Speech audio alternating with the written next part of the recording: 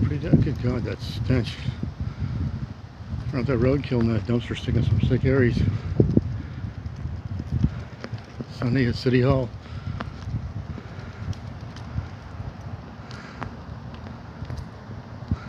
It's always open.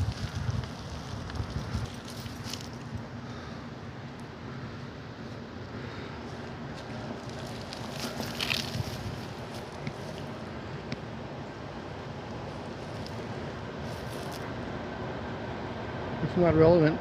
Ron Anderson, the vice mayor of this city. One day a week, not one day a year.